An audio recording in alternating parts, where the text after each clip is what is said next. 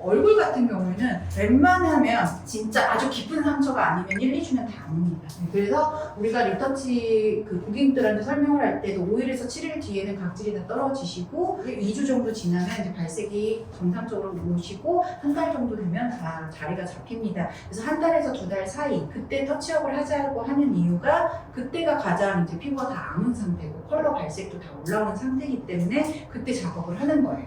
자, 그러면 반영 과정을 우리가 하죠. 그럼 시술 전에 고객들한테 상담을 진행을 하셔야 돼요. 그럼 반영 과정 시술죠. 주의사항으로 고객의 피부 상태 파악해야 돼요. 그리고 피부에 따라 붉어질 수 있고 탈각부 색이 남는 정도가 다를 수 있다는 거 설명을 하셔야 됩니다. 근데 이거는 먼저 설명을 하고 작업을 딱 들어가요. 작업을 들어가는데 피부에 약간 수분을 많이 머물고 계신 분들이 있어요. 림프액 같은 것도 좀 많이 나오시는 분들도 있고. 근데 작업을 하다 보면 어떤 사람은 손이 싹 하면 들어가면서 색이 한 번에 싹 오는 사람이 있고 어떤 사람은 색이 한 번 터치를 했는데 색이 그 라인에 똥똥똥똥똥 뱉어내는 사람이 있어요. 색이 잘 안 들어가고. 근데 그런 고객들이 있거든요. 저는요 반환구 여러 번 했는데 저는 색이 안 먹는 피부래요 라는 얘기를 들으세요. 안 먹는 피부는 없습니다. 덜 먹는 거지 안 먹지는 않아요.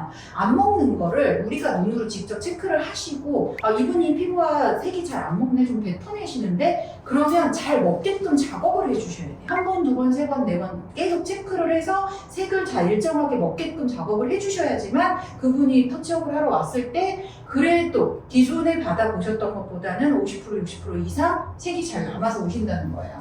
그래서 탈각 후에 피부에 따라서 남는 정도가 틀릴 수 있다는 거를 그리고 설명을 해주시고요. 시술 전 염증의 가능성 설명하셔야 돼요. 저는요 금속 알러지가 있어요. 이런 분들 꽤 있으시거든요. 저는 그러면 너무 심하시다 그러면 시술을 받지 마세요. 굳이 그 알러지로 인해서 고통을 받으시는데 시술을 받으실 필요는 없습니다. 근데 금속 알러지 있는데 그렇게 심한 것 같진 않아요. 그러면 알러지 약 드시고 오시라고요. 알러지 약을 드시고 오시고 그 며칠 동안은 알러지 약을 드시는 걸 추천을 드린다고 해서 알러지 약을 드시게끔 해주시면 되시고요. 그리고 병력 체크하세요. 혈압, 당뇨 뭐 이런 것들. 근데 저는 당뇨 환자분들은 시술 안 해요.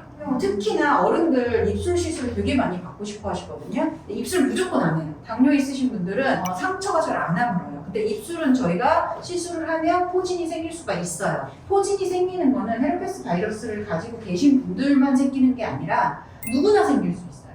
누구나. 근데 피곤하다, 입술에 수포가 생긴다.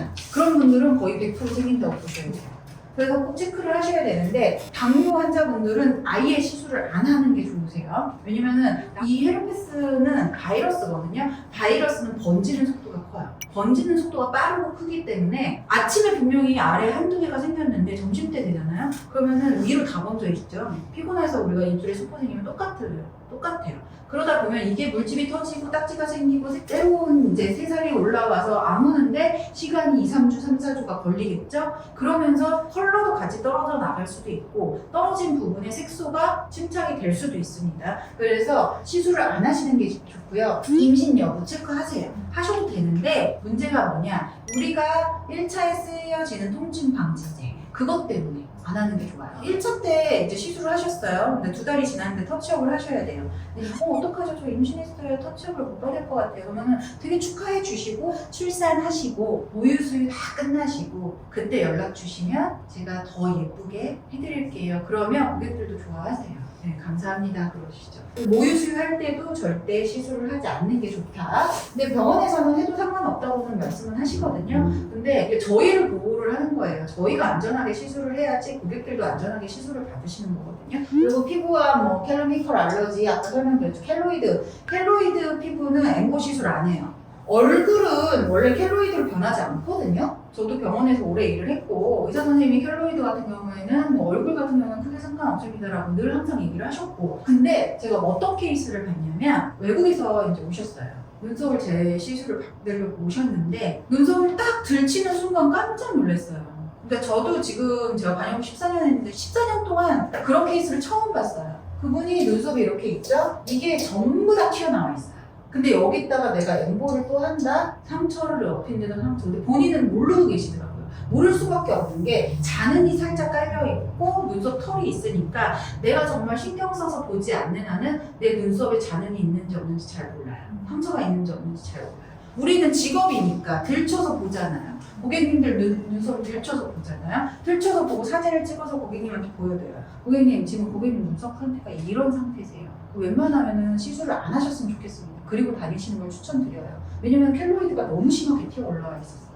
그래서 켈로이드 피부는 엠보는 권하지 마세요. 엠보는 권하지 마시고 아주 가볍게 하실 수 있는 페더링이나 쉐딩 정도만 추천을 해주시면 됩니다. 그 잘못된 문신으로 레이저를 한 경우 최소가 1개월이에요. 2개월에서 3개월 뒤에 하시는 걸 추천을 드립니다. 자, 잔여 과정을 하고 나서 1차 시술을 했어요. 그럼 우리가 보통 4주, 한 달에서 2달 사이에 터치업을 받죠. 터치업을 하는 이유 무조건 부분.